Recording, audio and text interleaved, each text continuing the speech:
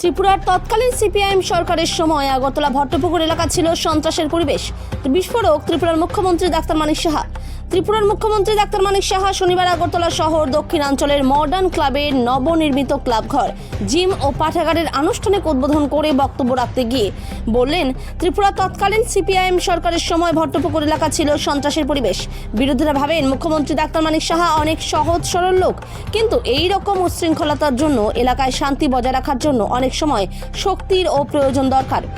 এলাকায় শান্তি বজায় রাখার জন্য শক্তি দেখানো দরকার, এছাড়া আর কোনো উপায় নেই। জনগণের উন্নয়নের কথা চিন্তা করে ভোট দিয়ে বিজেপিকে জয়লাভ করিয়েছেন, আর বর্তমান বিজেপির সরকার জনগণের উন্নয়নের জন্যই কাজ করে চলেছে।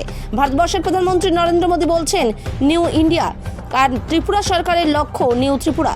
বহিরাজ্য থেকে এখন যারাই ত্রিপুরায় আসছেন সবাই বলছেন ত্রিপুরা এখন সবকিছু দিক দিয়ে উন্নয়ন হচ্ছে। শুধু উত্তর পূর্বাঞ্চল নয়, সারা ভারতবর্ষের মধ্যে 300-র উপর আঞ্চলিক এবং ন্যাশনাল লেভেলে ত্রিপুরা পুরস্কৃত হয়েছে। মুখ্যমন্ত্রী ডাক্তার মানিক সাহা আরও বলেন, 20 বছরের মধ্যে বর্তমানে ত্রিপুরায় প্রায় 8.2% অপরাধের সংখ্যা ত্রিপুরায় কমেছে। মাদক পাচারকারীদের বিরুদ্ধে সকল মানুষকে ঐক্যবদ্ধ হয়ে ময়দানে নামার বার্তা দিলেন মুখ্যমন্ত্রী। ত্রিপুরা থেকে বিক্রম কর্মকারের রিপোর্ট, বিগ নিউজ বাংলা।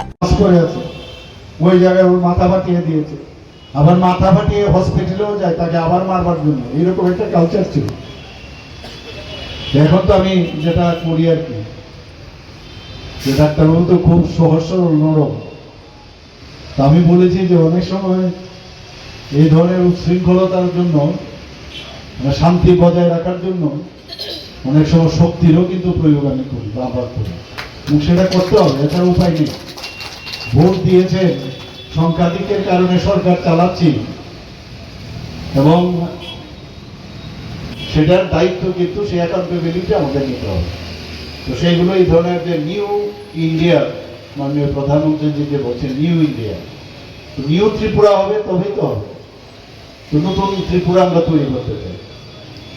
বাইরের থেকে মানুষ এখন আসছে, সবাই বলছে যে ত্রিপুরা এত সব দিক দিয়ে এত বেটার হচ্ছে, এটা তো এমনিতেই হচ্ছে না। আমরা নর্থ ইস্টার্ন রিজিয়ন না, সারা ভারতবর্ষের মধ্যেও 300-র উপরে আমরা আঞ্চলিক এবং ন্যাশনাল লেভেলে আমরা পুরস্কৃত হয়েছি। সে ছোট রাজ্য। আমরা নীতি আয়োগ আমাদেরকে বলেছে যে ফ্রন্ট রানার স্টেট হিসেবে আমাদের আখ্যায়িত করেছে। আমাদের পার ক্যাপিটা ইনকাম বেড়েছে, নর্থ ইস্টার্ন জোনের মধ্যে সেকেন্ড হাইস্ট।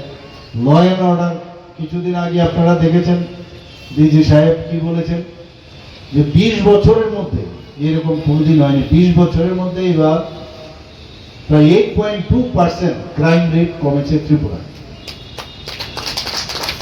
28টা রাজ্যের মধ্যে আমরা নিচের দিক থেকে 3rd position law and order. কিছু কিছু